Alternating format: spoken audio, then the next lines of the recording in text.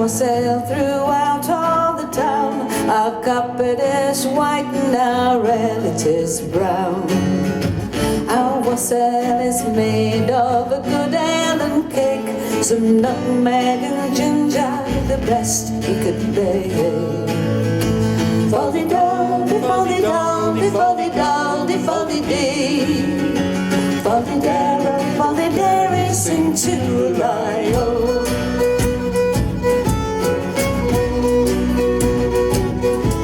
Our wassail is made of the elderberry bough, and so my good neighbours will drink unto thou. Besides all on earth, you have apples in store. Pray let us come in, for it's cold by the door. Foldy-doldy, foldy-doldy, foldy-doldy, foldy-dee. Foldy-dare, foldy-dare, sing to-a-lie-o.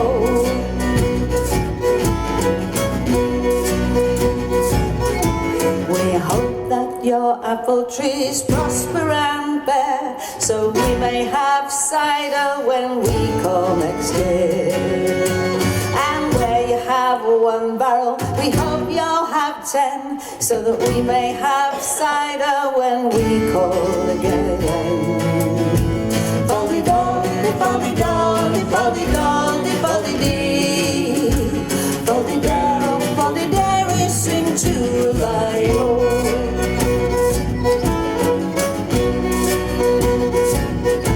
There's a master and a mistress sitting down by the fire, while we poor wassail boys stand out in the fire. Come you pretty maiden with your silver-headed pin, pray open the door and let us come in. Foldy-doldy, foldy-doldy, foldy-doldy, foldy-dee. Foldy-dare, foldy-dare, sing to-a-lie-o.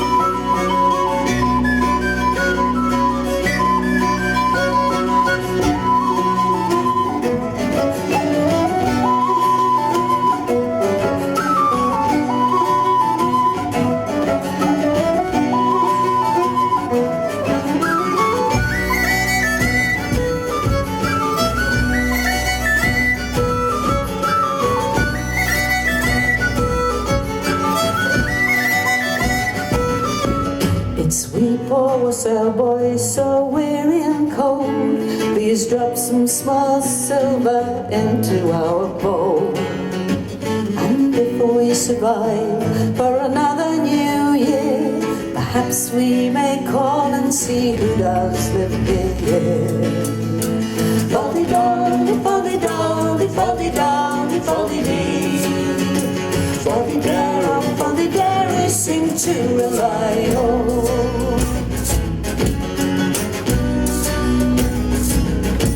Well, we know by the moon that we are not too soon, and we know by the sky that we are not too high, and we know by the stars that we are not too far, and we know by the ground that we are within sound.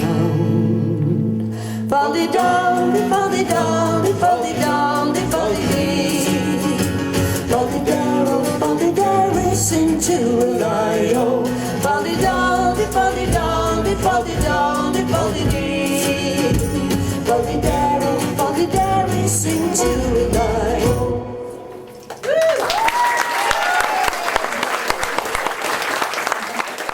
That was the Gower wassail, because there's loads and loads of wassails, and when I thought it'd be really nice to do a wassail, and then I started looking at how many wassails there were. There's so many of them, and I had to wade through wassails to choose one, and they're all like very similar really, but that one's got that lovely last verse, so I chose it, the Gower wassail.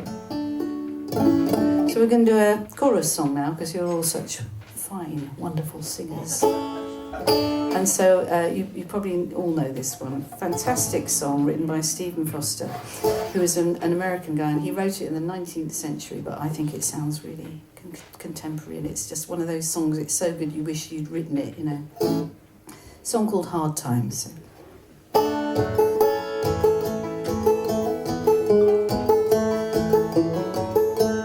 Let us pause in life's pleasures and count its many tears, while we all sup sorrow with the poor. Well, there's a song that will linger forever in our ears. Oh, hard times come again no more. It's the song, the sigh of the weary.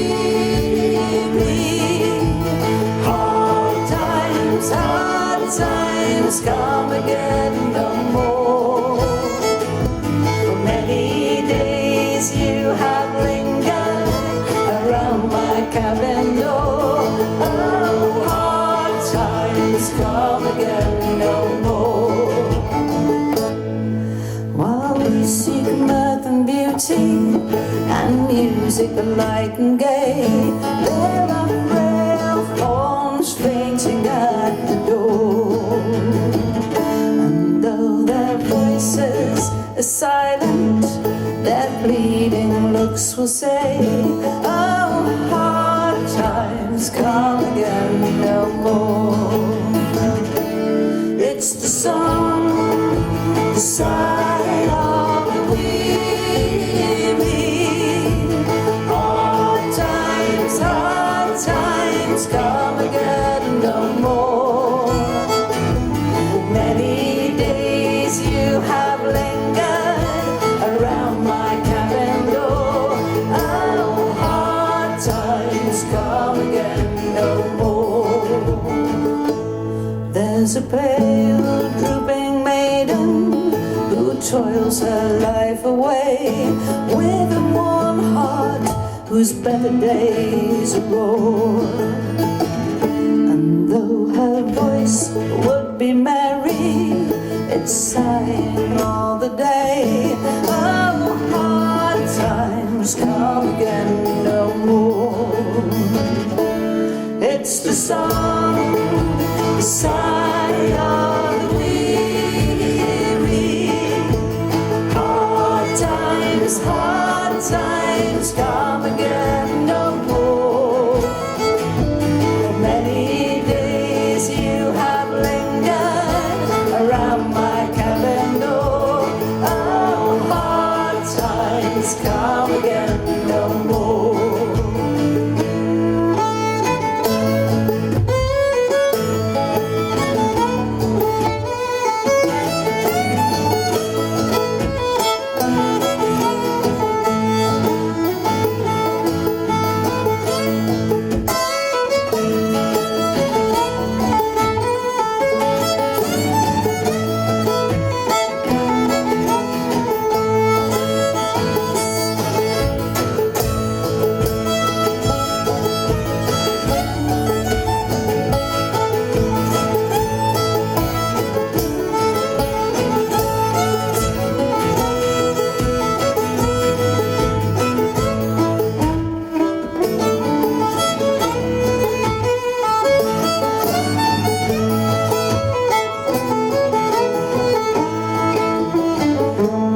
It's a sigh that is wafted across the troubled wave. It's a wail that is heard upon the shore. Oh, it's a dirge that is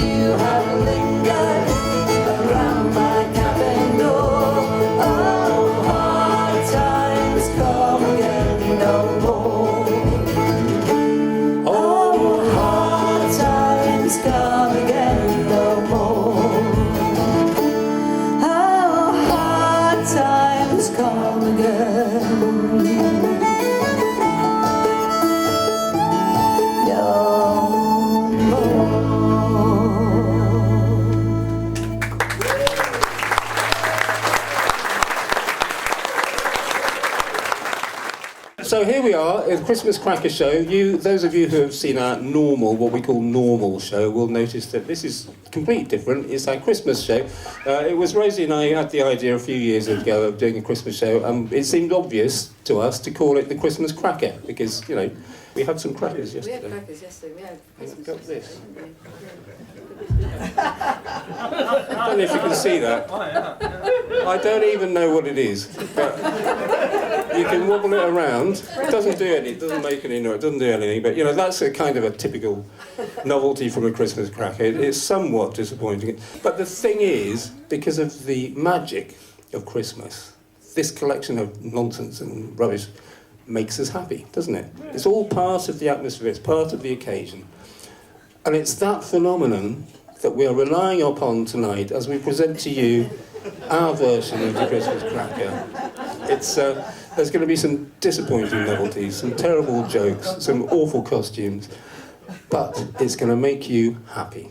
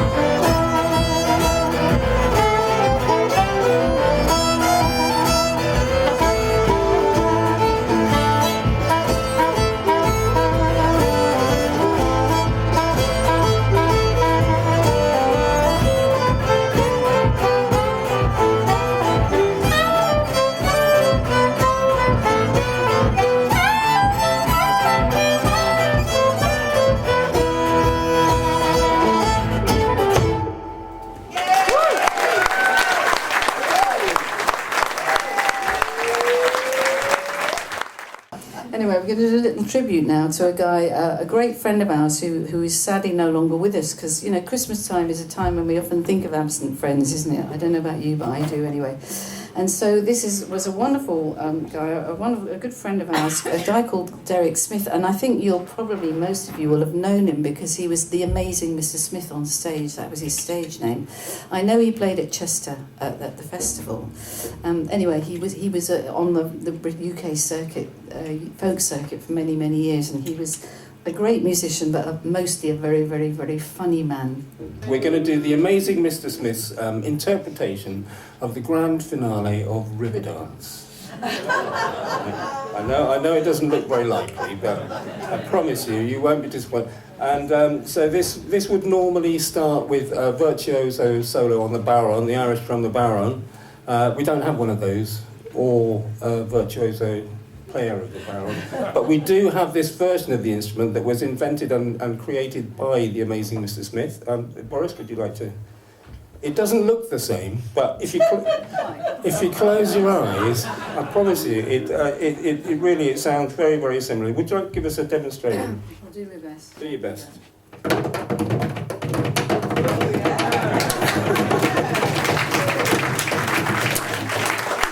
And the best thing about it is it's completely vegan. No goats had to die to make that. You know, it's just a plastic bottle with a screwdriver in it. So here we go. This is the amazing Mr. Smith's interpretation of the grand finale of Riverdance. Here we go. Take it.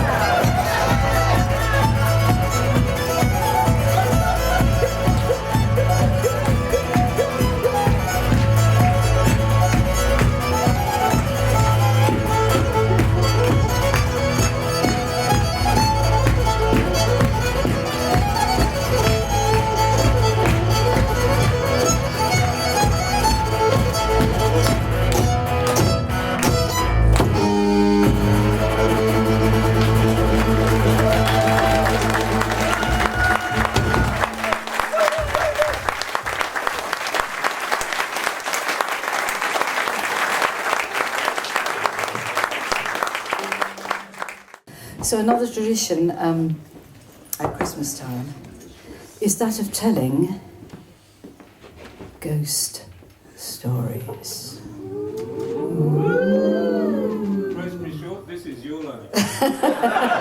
Yeah, long but not very eventful. Yeah, so why do we do that? That's a very strange thing, isn't it, when you think about it? Why do we tell ghost stories at Christmas? You know, it's a bit incongruous, really, isn't it? And so I thought, well, I'll look into that because, you know, I don't know why. And I thought, well, I just assumed it kind of started with Charles Dickens and the Christmas Carol. But in fact, there's a much longer, more ancient connection with ghosts and the period of Christmas time. And the first thing that came up, actually, was why is Christmas on the 25th of December? That's the first question that came up. When I was, looking into this, I thought, that was the first thing that came up, and I thought, well, it just is, isn't it? I'd never thought about it, it just is. But apparently it doesn't say anywhere in the Bible that Jesus was born on the 25th of December. So there are various theories as to why the 25th. And there are some theories that are quite technical, quite intellectual, and they're to do with ancient calendars and calculating back from the date of Easter, etc. And there's another theory, which is a theory that I like, which is that the early Christians chose the date because it was convenient, because there were already many pagan festivals that existed around that time, which were all to celebrate the winter solstice on the 21st, of course. Sol Invictus is the best known of them, but there were many, many pagan festivals. And so they were used to having festivals at that time of year, so they just kind of stuck with it and said, well, yeah, we'll have Christmas around that time of year. Well, the 21st, the winter solstice, way back then, was believed to be the day of the year when the veil that separated the heavens from the earth, that veil was at its very thinnest on the 21st, on the winter solstice. And so it was believed that on that particular day, souls could descend back down to earth to settle old scores, etc. So perhaps that's where this ancient association with ghosts and this time of year comes from. Anyway, we have a wonderful, chilling and frosty tale to tell you. And I'm going to be telling you this story, and Chris is going to accompany me on his lovely homemade glass harp. He's made specially. Nothing is too good for Manley. 2 sets of lights from the pound shop. That's £2.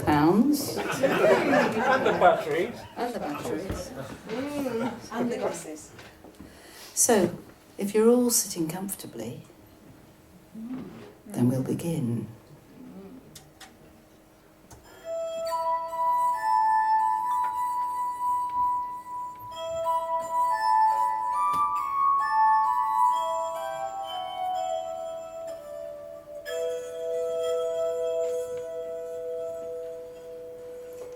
In 1815, John Allen, a rich Scottish merchant recently arrived from America, came to live in the town of Irvine in Scotland.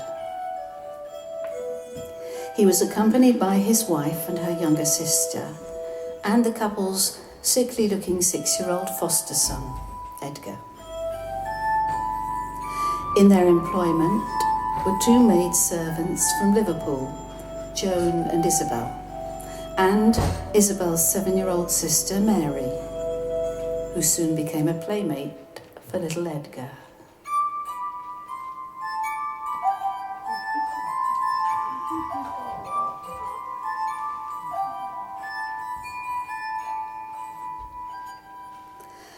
A week before Christmas, little Mary decided she'd go out into the nearby woods one snowy afternoon to collect holly and ivy to decorate the Allens' home. Young Edgar accompanied the Liverpool girl, somehow managing to slip out of the cottage unnoticed. As the 2 children went about collecting their festive fare and placing it in Mary's basket, a strange incident occurred. A trail of arrows was being mysteriously drawn in the snow on the ground by an invisible hand before the children's very eyes. Mary and Edgar were astonished and fascinated. Mary wrote, "Who are you?" in the snow with the tip of her umbrella, but the invisible doodler crossed out the question with 3 bold lines.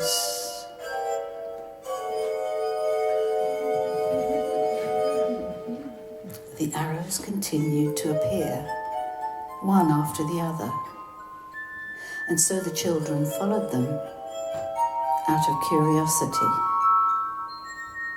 until Edgar realised that he and Mary had been lured onto the thin ice of a frozen lake.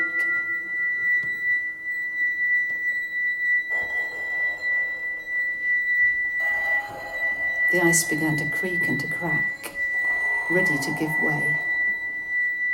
Edgar seized Mary by the arm and dragged her to safety.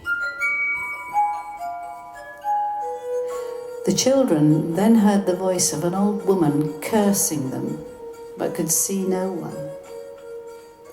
Terrified, they ran home and told their families what had happened.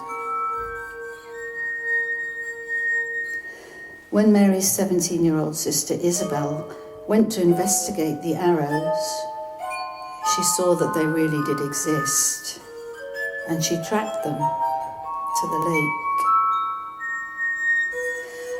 But when she arrived at the lake's side, she recoiled in horror. Barely visible under the thin, icy layer of the lake was the face of a child looking up at her. The sight of it sent a chill through her heart.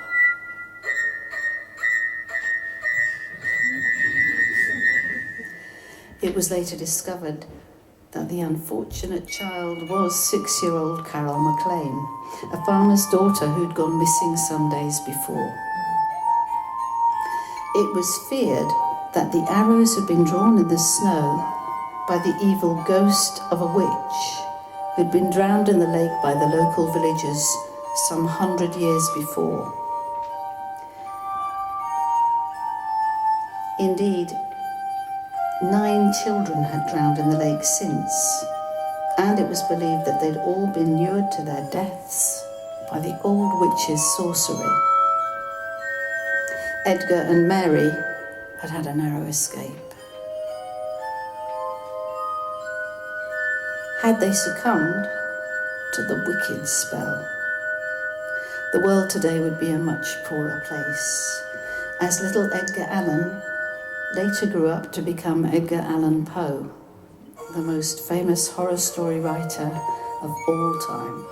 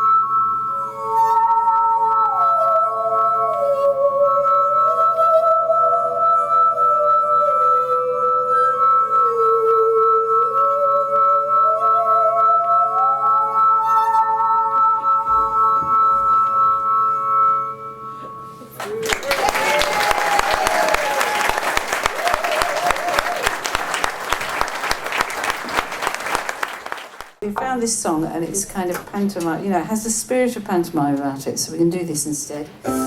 And so it's got audience participation, obviously, because pantomimes have that. So and it's well known. You all know that this, except the young people. There are some young people here tonight. They just think we're all bonkers, but we all know it, other than them. And actually, we probably wish we didn't, but we do. So you know, we don't need to explain it because it'll come flooding back to you like a bad nightmare. Anyway. So before we do it, we do have to get into because there's a bit of acting to do in this one. It's kind of slightly embarrassing because we're not used to this, but anyway, we get into character before we do it. So if you just bear with, and this will give us the confidence, you see, to do it.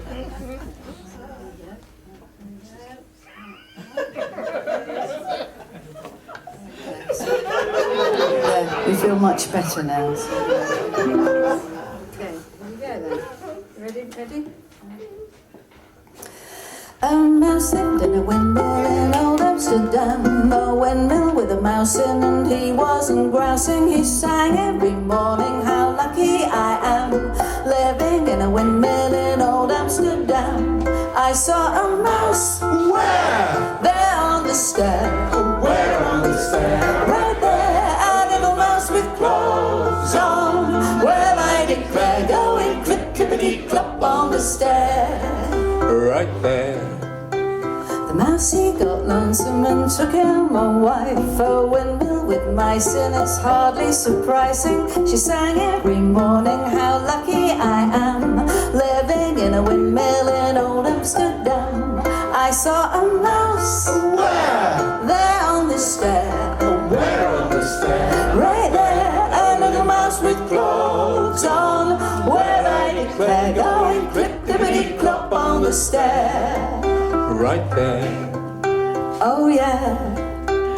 First they had triplets and then they had quins. A windmill with quins in and triplets and twins in. They sang every morning, how lucky we am, living in a windmill in old Amsterdam. I saw a mouse. Where? There on the stair. Where on the stair? Right there, a little mouse with clothes on. Well, I declare, going clip-clippity-clop on the stair. Right there. Oh yeah. Oh yeah?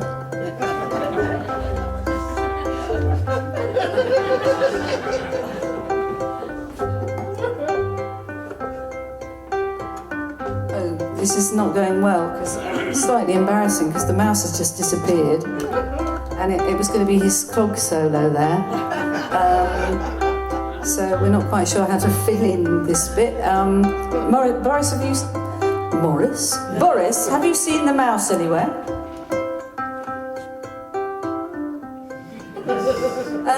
Ladies and gentlemen, have you seen the mouse anywhere?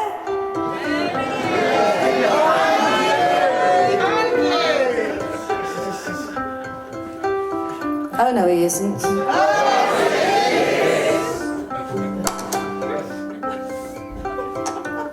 Oh no, he isn't.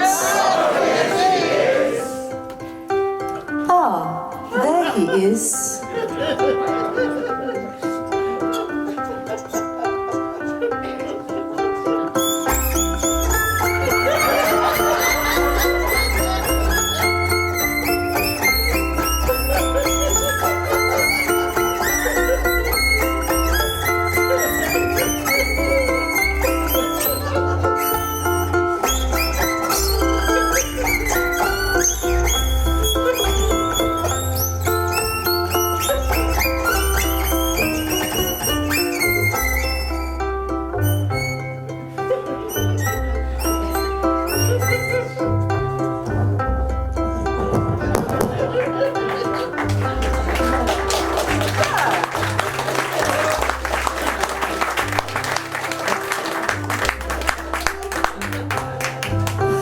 The daughters got married and so did the sons. The windmill had christenings when no one was listening. They all sang in chorus, how lucky we am, living in a windmill in old Amsterdam.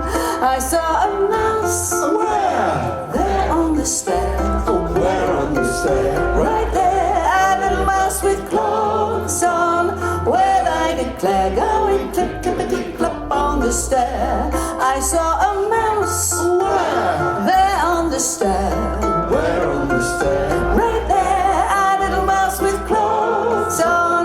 Well, I declare, going clip, clippity, clop on the stair. A mouse lived in a windmill so snug and so nice. There's nobody there now but a whole lot of mice.